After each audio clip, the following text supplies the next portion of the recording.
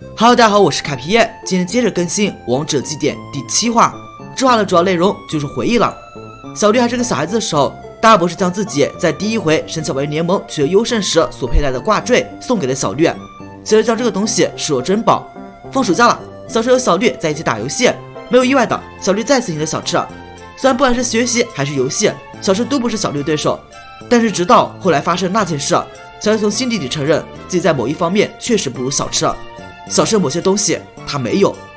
那天有一只受了重伤皮卡丘闯进了小赤家的仓库，还抓伤了小赤，但随后就因为体力不支倒下了。皮卡丘被小赤和小绿送去了大博士那里，大博士给皮卡丘做了检查，说他没有什么生命危险，但身上的伤口太多了。在这只皮卡丘身上有被人类虐待的伤和被图内皮卡丘攻击的伤，大概是被训练家虐待后舍弃的，身上沾染了人类气味，所以在回到族群的时候也一直被驱赶。这皮卡丘的心理受到很严重创伤，对人类已经很不信任了。一般来说，这样的小精灵很难被驯服，但小赤一有时间就会照看皮卡丘，即使经常被他给抓伤，但小赤还是不肯放弃。小赤这种做法，小绿很难理解。这种暴躁小精灵再怎么照顾也没有用，干脆不要管了，等他伤好之后送他回森林就行了。某一天，大家发现皮卡丘偷偷跑出了大博士的实验室，小赤要孤身一人去找他。小绿拦住小赤，一个小精灵都没有就出门，那是很危险的。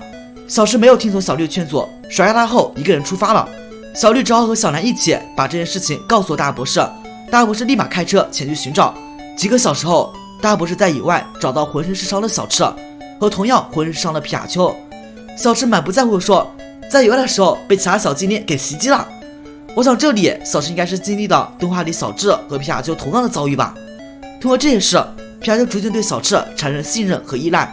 小绿感觉很是惊讶，到底发生什么事情让一只本不信任的小精灵重新信任上人类？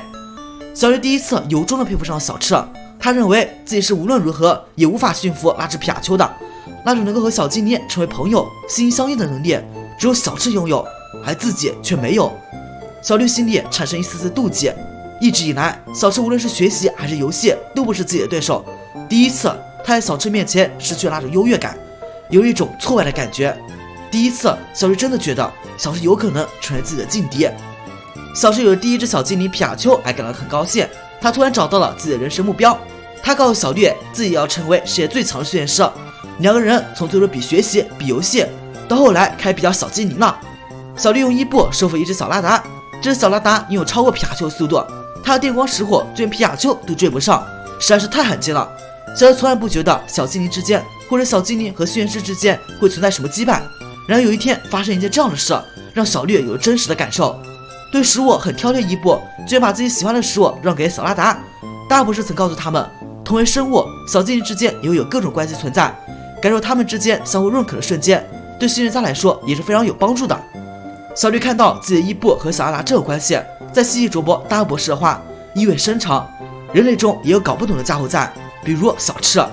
某一天，小拉达抱了小绿的挂坠啃个不停，小绿试着告诉他，这个挂坠是大伯爷爷在获得神奇宝贝联盟优胜时所佩戴的，我要成为最强的神奇宝贝训练师，带这个就像是担当了一个重要的担子一样。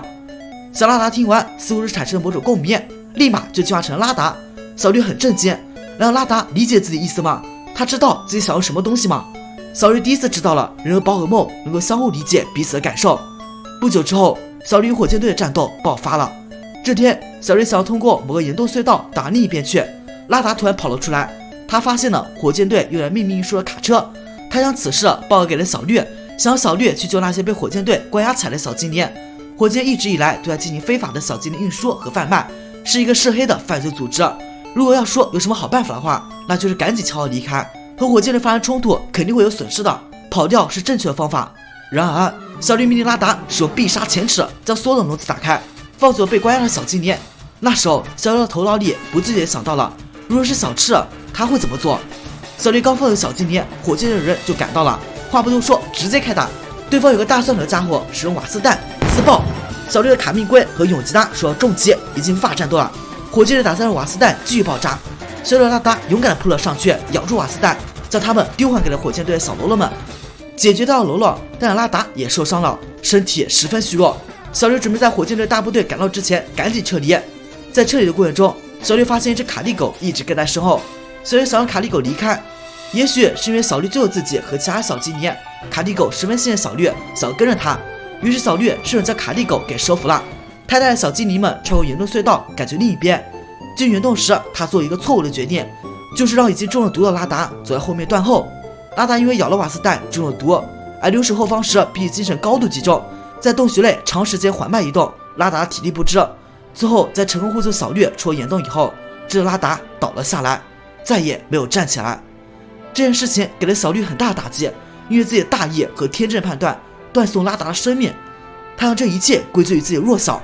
那之后，小蜡之和拉达关系很好的伊布因为太过悲伤，再也无法战斗了。于是小绿将这伊布交换给了小南，他告诉小南自己目的是最强的训练师，无法战斗的小精灵对自己来说没有任何用处。小南上前怒扇了小绿一巴掌，就算心里是这样想的，那也不能当小精灵面说出来。就这样，小绿的卡蒂狗和伊布做告别，而小绿的心里一直活在自责和悔恨当中，自己要成为最强不过是梦幻罢了。而拉达居然为了这样的自己耗尽体力牺牲了。从此小绿开始了漫长的修行之路，为了不辜负拉达对他的信任，他决心一定要成为最强。听火箭队占领了西鲁夫公司的大楼，小绿马上赶了过去，将火箭队作为自己修行的一个环节。门口的火箭队守卫简直不堪一击，小绿轻松将他们搞定了。进入大楼之后，小绿很快碰到了来这边支援的小赤。小绿二话不说，他的水箭龟直接向小赤扑了过去。好在小赤火恐龙在关键时刻拦截了下来，水箭龟和火恐龙成对峙的局势。小赤问绿为什么勾引自己，小绿说听说你在，想看看你是不是变强了。突然火箭的后背射出2门大炮，冲着火恐龙的方向进行炮击。小绿十分惊愕，下一秒他就明白了，原来火箭队赶了过来，正向他们发起攻击。水箭龟刚了一炮，击落了正要攻击火恐龙的一只小精灵。火箭队其他人很快赶到，双方大战一触即发。小绿问小赤为什么在这里，小赤告诉他说自己在紫苑镇时候遇到一只母亲被杀了卡拉卡拉，火箭队将卡拉卡拉杀死，将头骨拿下来贩卖，自己实在是看不下去了。小绿则有点佩服小赤，为一个陌生小精灵居然向黑手党火箭队发起了挑战，真是一点都没变，遇到小精灵事情就首当其冲。小赤则反问绿你怎么也来了，绿说不过是个修行罢了。说着小绿放出自己所有的小精灵，将火箭队成员死死拦住。他和小赤说你的敌人是上面的老大吧？这些人是我的敌人。小赤道了谢，转身和火恐龙奔向上层。火箭成员派出大嘴蝠去追小赤，小绿的卡蒂狗突然以非常快的速度奔了过去，将大嘴蝠咬住甩了回去。火箭队的人都惊呆了，卡蒂狗怎么可能有这样的速度？小绿让水箭龟用水之波动压制射击，卡蒂狗和永吉达则收拾漏网之鱼。